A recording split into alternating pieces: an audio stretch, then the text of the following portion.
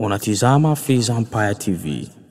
Ili wa kwanza kupata habari zetu, hakikisha una subscribe channel yetu. Asante sana, mimi kwa jina ni Rafael Hakizimana kutoka Brisbane. Nimekuja hapa Canberra kujiunga na wandugu wa Kongo. Kwa nini nakuja hapa? Mimi naleta ujumbe wa ndugu zangu Wanyarwanda ambao wako kwenye Fédération des Communautés Rwandaises en Australie. Tunakuja kuunga mkono wenzetu wa Kongomani kwa sababu matatizo yao tunayasikia vizuri sana sisi kama Wanyarwanda, kwa sababu matatizo ambayo yuko Kongo sasa yameanzia Rwanda. Matatizo yameanzia Rwanda kuanzia mwaka 1990 wakati RPF Inkotanyi walivamia Rwanda kutoka Uganda. Kihistoria ni kwamba hawa wa RPF Inkotanyi wana uhusiano karibu na wale waliokuwa kwenye familia ya ufalme wa Rwanda, na ufalme wa Rwanda ambao ulitawala miaka 400 ulitawala kwa utawala mubaya sana wa kuwakandamiza Wahutu kama watumwa. Na mnakumbuka miaka hiyo ya nyuma, wakati ya independence na kuingia kwenye republika, watu wa ufalme walikataa kuungana na Wanyarwanda wengine kuingia kwenye independence. Ndiyo mfalme na watu wake wakaamua kukimbia. Lakini tunaikumbuka hiyo miaka ya 90, 61 na 2 na 3 na 4 mpaka na 7 walikuwa wanavamilia, wanashambulia, wanashindwa. Wameenda wamejiunga, ndiyo 99 wakarudi wakavamia Rwanda. Wakashindwa, lakini wakafanya ujanja mmoja wa kuingilia vijana wa MRND Interahamwe ambao walikuwa ni watu wazuri sana. Wameingiliwa na vikosi vya RPF Inkotanyi, ndio wakafanya mpango wa kuwaua Watusi ili wapate sababu ya kutangaza kwamba Watusi wana matatizo Rwanda, wanakuja kuwachungua. RPF Inkotanyi wamefanya genocide ya Watusi Rwanda, wakashinda, wakapanda kwenye utawala na wamekaa miaka 30. Lakini katika miaka hiyo 30 wamefanya maajabu sana. Rwanda wameua watu wengi sana, ndio wakataka kwenda kuua watu Burundi, na Burundi walitaka kusababisha genocide ya Watusi kule, lakini Warundi walikuwa makini sana, ndio ile plan ya kuua Watusi ikashindikana, wataka kuileta kule Kongo. Sisi tunawapongeza Wakongomani sana kwa sababu ule ujanja wa RPF Inkotanyi mumeugundua. Walitaka muue Wanyamulenge, halafu wao waje ndio wakombozi, wakati wao ndio wanachochea na kuua Watusi na kualamu watu wengine. Nikumbushe kwamba wale Watusi ambao hawakukimbia na mfalme walibaki Rwanda, wale watu ni watu wa kuhurumia sana, ni watu ambao wamekufa bure, ni watu ambao kwa kweli wamekuwa sacrifice ya Kagame, ya RPF Inkotanyi na kuuawa. Sisi tunaumia sana hayo yametokea, na tunamshukuru Mungu kwamba Inkotanyi walitaka kufanya hiyo Burundi ikashindikana, na wametaka kufanya hiyo Kongo ikashindikana. Na sasa tuungane mkono, tuelewe ni kitu gani kinaendelea sasa hivi. Kagame kwa kutumia ujanja wake amejifanya aonekane ni mtu maalumu, ni mtu mkombozi wa Watusi, ni mtu ambaye anajua kuongoza, na ndio ameenda kwa wazungu akawaeleza kwamba yeye ni shujaa, yeye ni mtu maalumu, na wao wakawa wanampongeza, na ile kumpongeza ikamfanya avimbe kichwa. Ndio akaenda Kongo, akaanza kuua wakimbizi Wanyarwanda waliokimbilia kule, akawaua Wakongomani. Wamekuwa mamilioni na mamilioni wameuawa sana. Samahani sana, tunaumia sana kama tunaisikia hiyo. ameenda kupora mali ya Kongo na kuuza kwa wazungu, akatajirika sana. Sasa Kagame na watu wake ndio matajiri wa kwanza sasa hivi duniani kwa sababu ya kupora hiyo mali ya Kongo juu ya damu ya Wakongomani. Sisi Wanyarwanda tunaumia tunavyosikia hivyo, tunaposikia hivyo.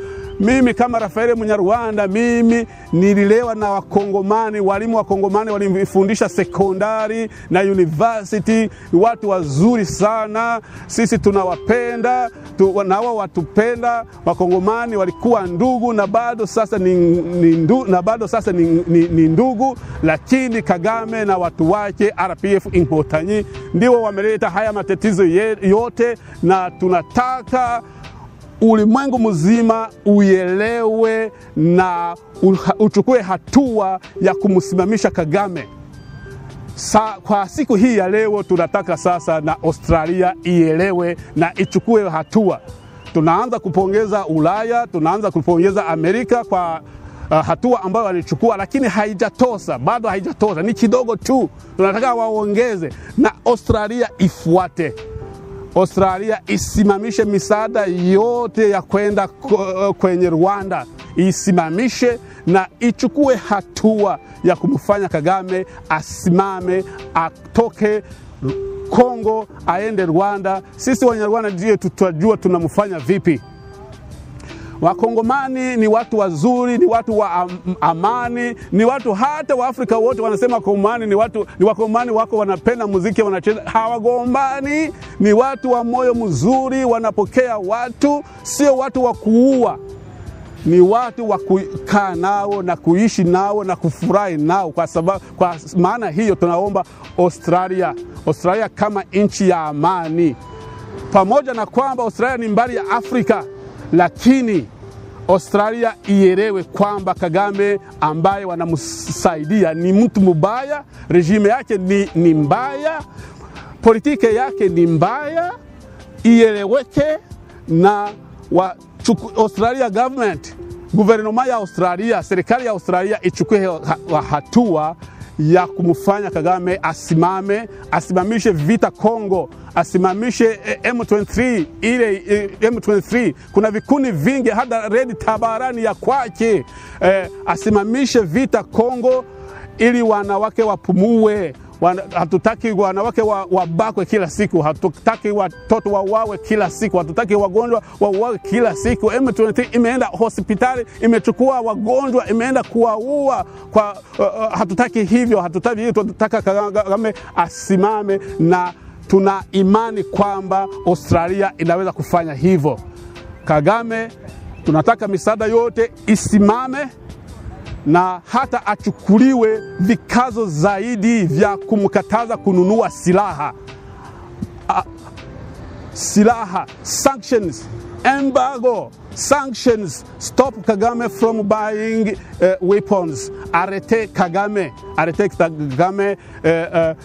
empêchez Kagame d'acheter les armes pour tuer les Congolais, pour tuer les Rwandais, les Burundais, les Africains.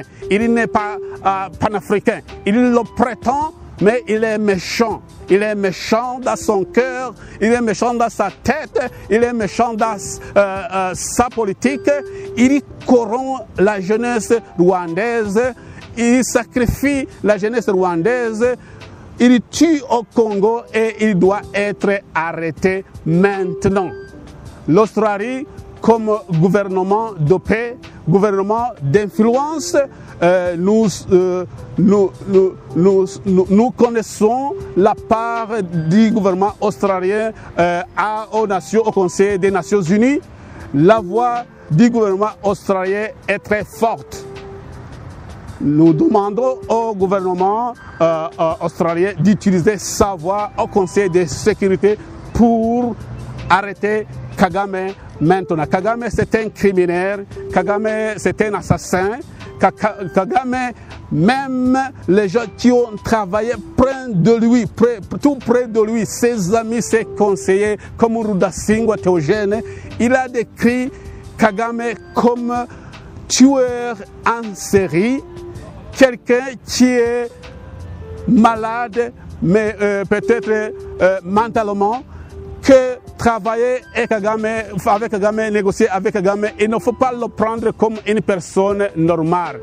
Kagame n'est pas une personne normale.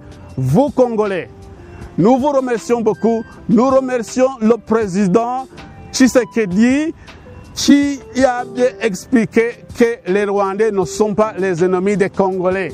Et c'est vrai, les Rwandais ne sont pas les ennemis des Congolais. Les Congolais ne sont pas les ennemis des Rwandais. Nous sommes des frères et sœurs, comme il l'a été, comme il l'est maintenant et comme il le sera toujours.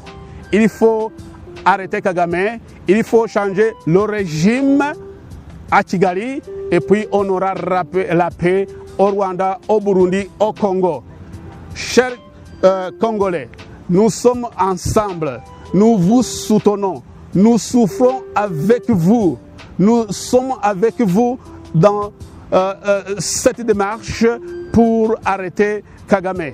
Kagame le criminel, Kagame le tueur, Kagame le méchant avec son système qu'il veut établir partout en Afrique. Vous savez qu'il a commencé des influences au Centrafrique, au Soudan, au Mozambique, même au Congo-Brazzaville. Partout où il y va, c'est du chaos. Il faut comprendre ça. Il faut comprendre ça. Ils ont dans leur sang un complexe de supériorité. Ce complexe de supériorité, depuis le temps immémorial de leur royauté, ils n'ont pas pu avancer avec le temps où nous sommes maintenant. Ils continuent de faire travailler leurs vieilles méthodes d'autant dans le temps présent. Ce n'est pas possible. Maintenant, il faut reconnaître que les gens sont égaux. Les hommes et les femmes, nous avons des droits à respecter. Un citoyen dans son pays a des droits. Ce n'est pas le cas au Rwanda. Les Rwandais sont isolés. Même les politiciens, les députés, les quoi, n'ont pas une parole. Seulement Kagame et son petit groupe, ils dirigent tout comme ils veulent. Et les Rwandais souffrent, les Burundais souffrent, les Congolais souffrent. Et ça doit terminer maintenant. Chers Congolais, nous sommes ensemble, nous vous soutenons jusqu'à la victoire totale où le temps où Kagame et son équipe sera écarté et amené devant la justice. Je vous remercie. Niseme jambo moja kwa Wanyarwanda ambao wamejitahidi kupinga utawala wa Kagame. Watu wengi wameuawa sana, Wahutu na Watusi. Tuanzie kwenye Shahidi Deo. Mshahidi Deo ni Mtusi ambaye alisema utawala wa Kagame mapema sana. Shahidi Deo Mshahidi alifanya kazi na Charles Onana, wakaandika kitabu. Yeye amekaa kwenye gereza miaka na miaka, haoni jua, hali chakula, hanywi maji, yeye anateswa. Kuna watu wamejitahidi wengi. Kuna Ingabire Victoire Ingabire alitoka huko Ulaya kwenda Rwanda. Yeye amefungwa miaka na miaka. Sasa hivi amefungia Rwanda, hawezi kutoka Rwanda, hawezi kutembelea familia yake, hata chama chake hakiwezi kusajiliwa, hakiwezi kuandikwa. Wapinzani wengi wameuawa, wengine wako gerezani, tunawajua wengi sana, wako gerezani, tunawajua akina Aimable Karasira, yeye alikuwa ni journalist, ni mtu wa kawaida. Tunawajua akina Idamanje, tunajua wengi sana wako gerezani, wanateswa, wengine wako nje. Lakini tusivunjike moyo kwa sababu sisi Wanyarwanda tunajitahidi hata huko kwenye ukimbizo. Tunajitahidi, tumeunda gouvernement rwandais en exil. Gouvernement rwandais en exil ambayo inaongozwa na Padre Thomas Nahimana. Thomas Nahimana alikuwa ni padre wa Eklezia Katolika, lakini akaona mambo ubaya wa RPF Inkotanyi unazidi, akasema siwezi kuendelea kusoma misa, ngoja niende kusaidia watu. Sasa amepigana na ameunda hii serikali gouvernement ya Rwanda en exile, ambayo ina wa ministre, ina wa député, kuna premier ministre, tena kuna etat major, na tuna shule ambayo inawaelimisha viongozi wa kesho, Institut Africain d'Administration Publique, na hiyo institut ndio inawaelimisha viongozi wa kesho. Na mwaka jana tumeanza section ya École Supérieure Militaire.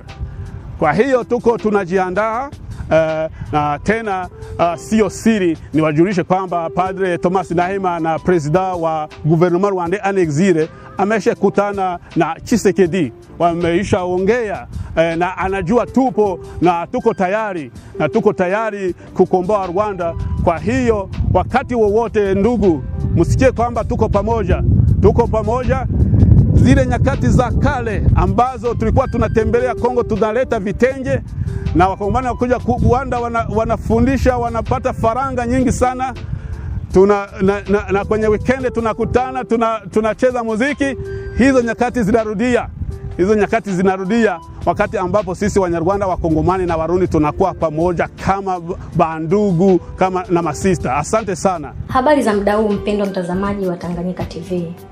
Kwa jina naitwa Suzana Mbokile, natokea kitengo cha biashara na manunuzi hapa Tanganyika TV. Nipende kuchukua fursa hii kukaribisha hewe mfanyabiashara kutangaza biashara yako pamoja nasi.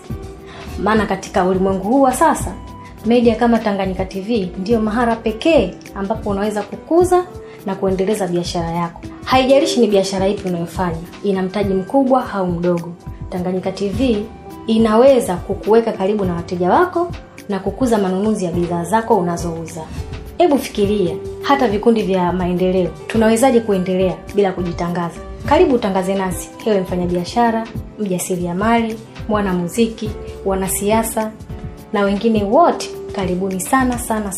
Unaweza kuwasiliana nasi kupitia namba zetu za ofisi zilizopo hapo chini. Hata kama una matangazo, Tanganyika TV tunaweza kukutengenezea, kwa sababu tuna wafanyakazi na madirector wabobezi waliobobea katika shughuli za video production na graphic design. Tanganyika TV, kwa pamoja tukupashe.